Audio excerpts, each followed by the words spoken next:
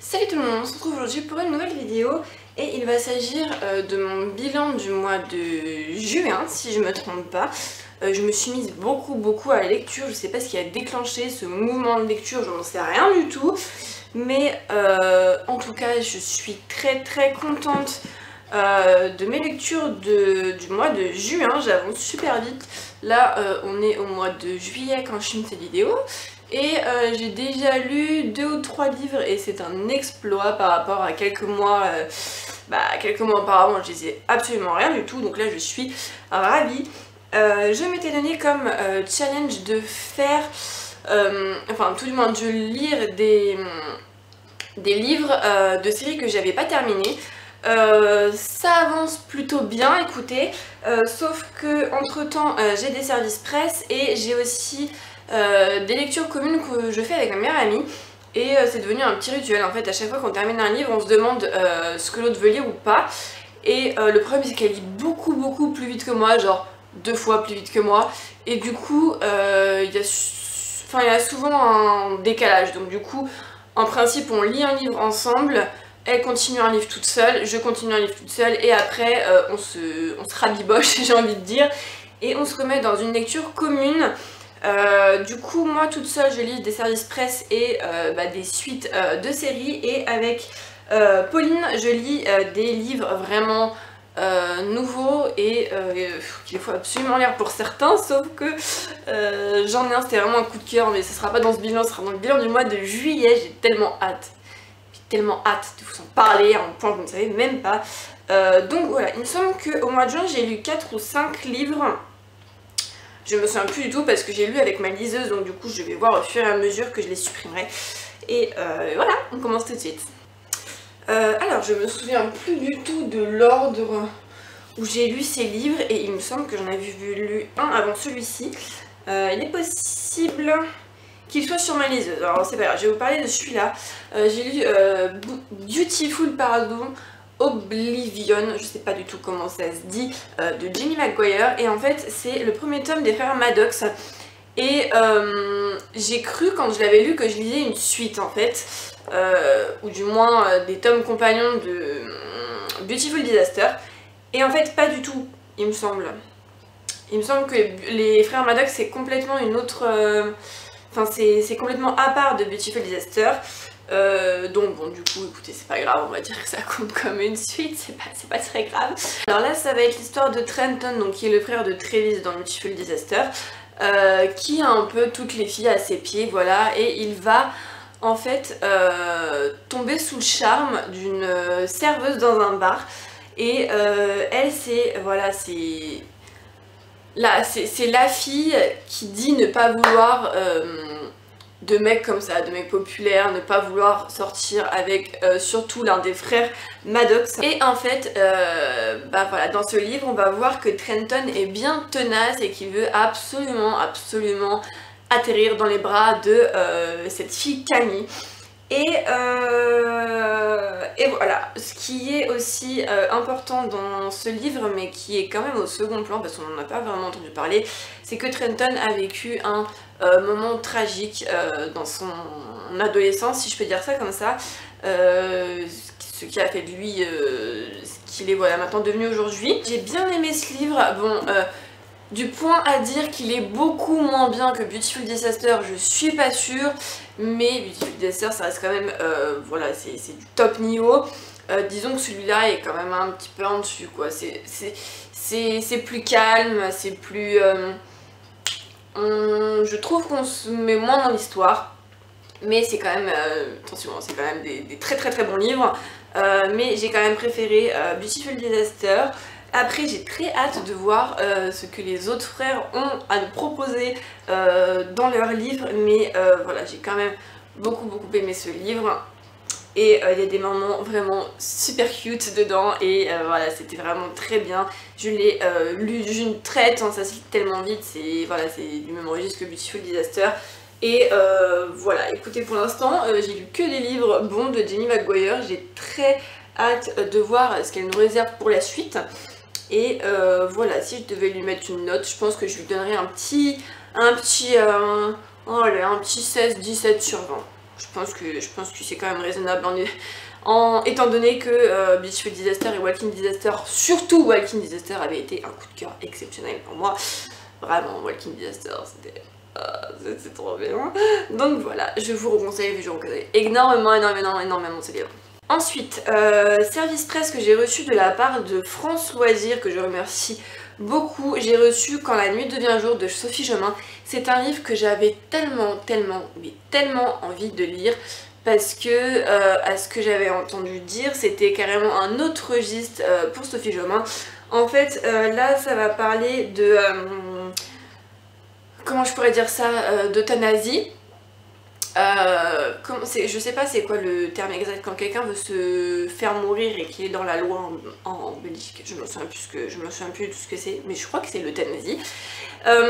Donc là, ça parle d'une fille qui mène un combat contre elle-même et contre le monde et qui n'y arrive tout simplement pas et qui veut voilà, se faire mourir parce qu'elle n'en peut tout simplement plus.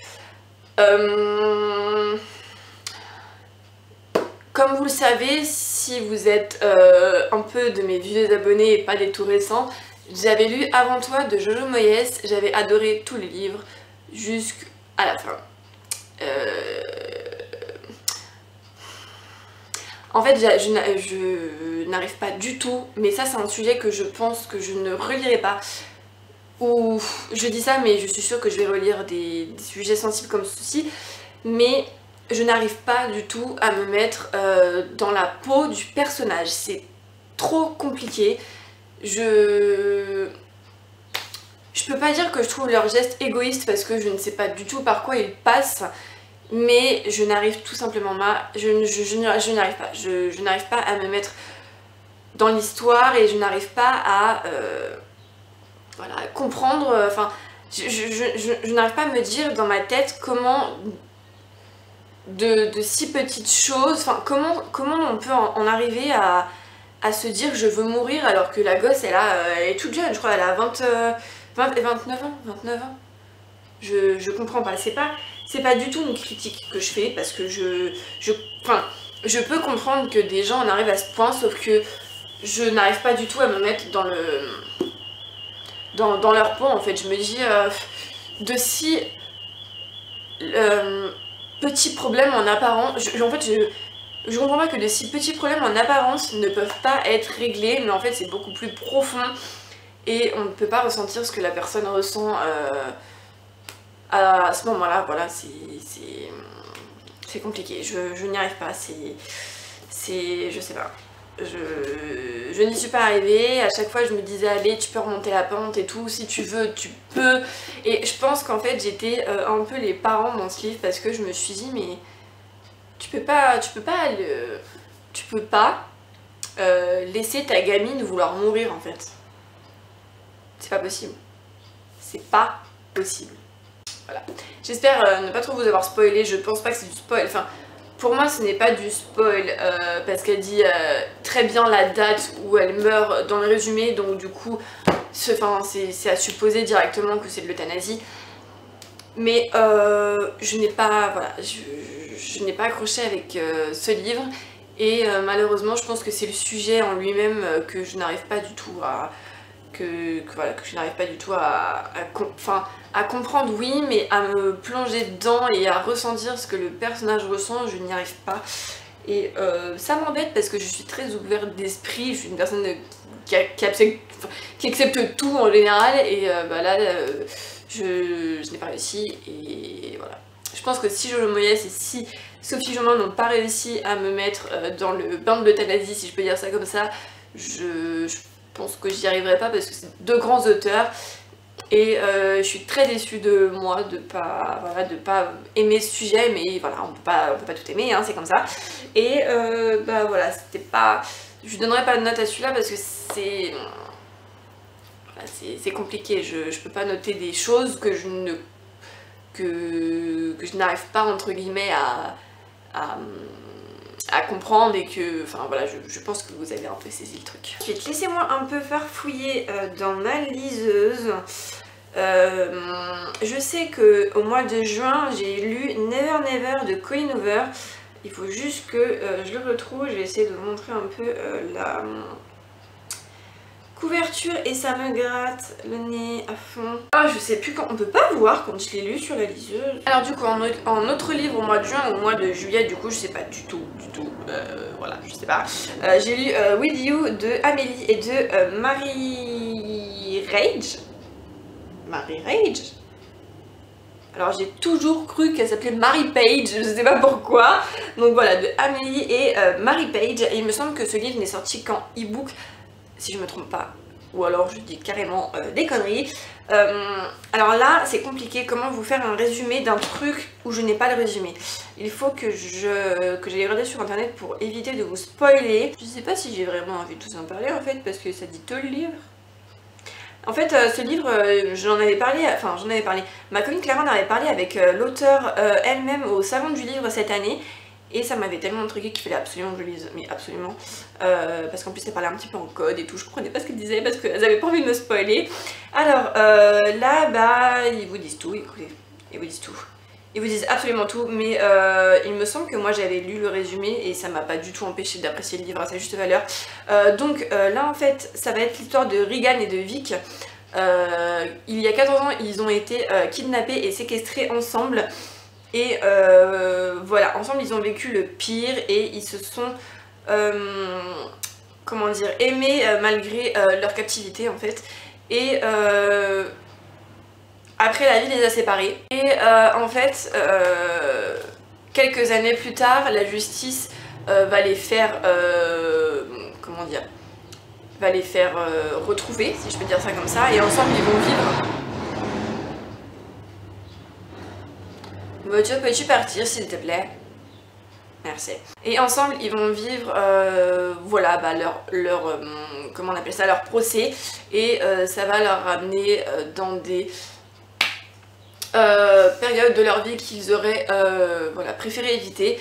C'est un livre qui m'a bouleversée parce que les gens dans ce livre ne peuvent pas comprendre que deux personnes qui ont été séquestrées ensemble peuvent s'aimer.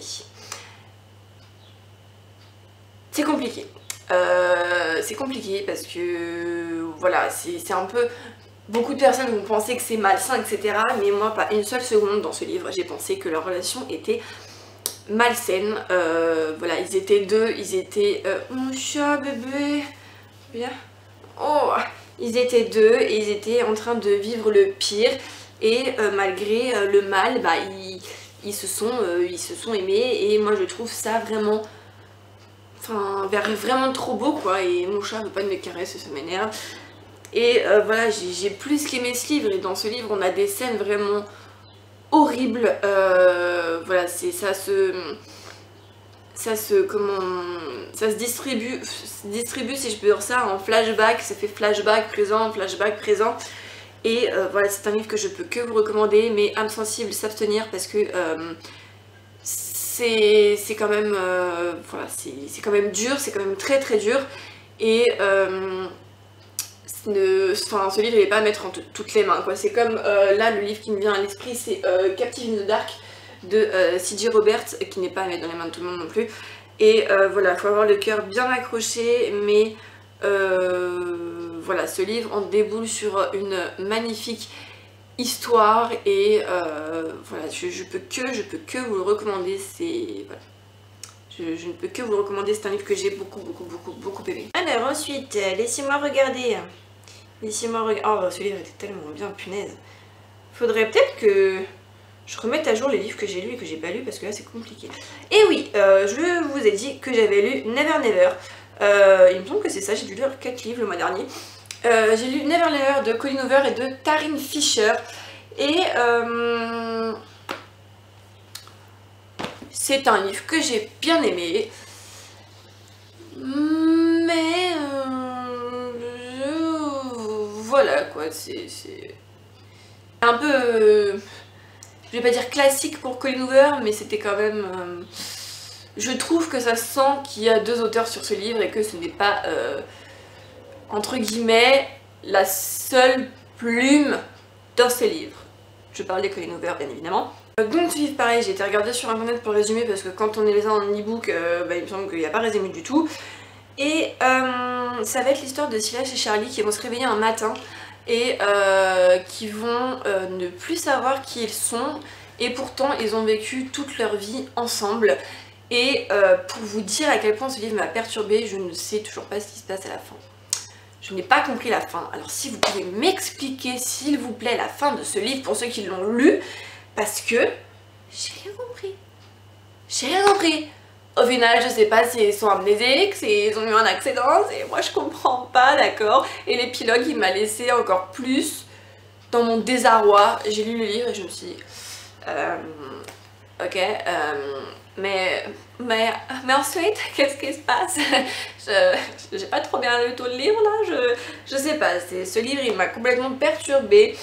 Et je ne comprends toujours pas la fin de cet épilogue. Voilà, je ne sais pas si... Voilà, je ne sais pas, je n'ai absolument rien compris. Je n'ai rien compris. Mais l'histoire en elle-même est cool. Enfin, j'ai bien aimé me retrouver dans leur histoire, à essayer de chercher qui ils sont, et à essayer de se cacher parce que sinon leurs proches allaient les prendre pour des fous, etc. J'ai bien aimé tout le livre en fait, mais l'épilogue...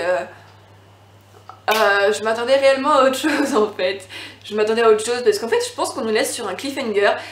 Et j'aime pas du tout les livres qui se terminent comme ça, mais alors pas du tout. Moi je suis quelqu'un de ordonné, j'aime bien qu'à la fin je sache ce qui se passe réellement dans le livre et qu'on me donne tous les détails, absolument tous les détails, genre qu'est-ce qui est devenu le poisson rouge, j'en sais rien. Mais il n'y a pas de poisson rouge dans l'histoire, hein. Mais voilà, je suis restée un peu, ok, mais d'accord. Ok, on va faire avec, c'est pas grave, j'ai lu un livre, j'ai apprécié le 3/4, mais l'épilogue je l'ai pas du tout apprécié parce que je ne comprends pas l'épilogue. S'il vous plaît, aidez-moi avec cet épilogue parce que il me hante jour et nuit. Non, sérieusement, voilà, je ne comprends pas. Donc, si vous avez la gentillesse de m'expliquer la fin de ce livre en commentaire, mais faites attention, mettez un gros spoiler, voilà, pour pas spoiler les autres. Mais voilà, sinon c'est un livre que j'ai bien aimé en général, hein, mais on est un peu dans une petite enquête qui mène et tout, et moi j'ai trouvé ça super, mais l'épilogue, j'ai pas compris. Alors si vous aimez les livres avec les cliffhangers à la fin, je vous en prie, allez-y, parce que oui, j'ai pas lu qu'une saison, parce qu'en fait le livre il se décompose plutôt en 3 saisons, et du coup moi j'ai lu l'intégrale, hein, j'ai bien lu tous les livres, donc voilà. Aidez-moi please. S'il vous plaît, aidez-moi. Donc voilà, ce sera tout pour cette vidéo. J'espère qu'elle vous aura plu. Je me suis bien amusée à la faire parce que ça faisait super longtemps que j'avais pas fait de bilan comme ça. Et je suis, voilà, à mon avis vous le voyez, je suis toute joyeuse de vous parler de mes bouquins. Je serai au rendez-vous surtout le mois prochain. Plutôt fin août, parce que je vais avoir beaucoup de choses à régler en ce moment. Mais soyez au rendez-vous parce que j'ai lu un livre. Juste incroyable. Oh, le best du best quoi.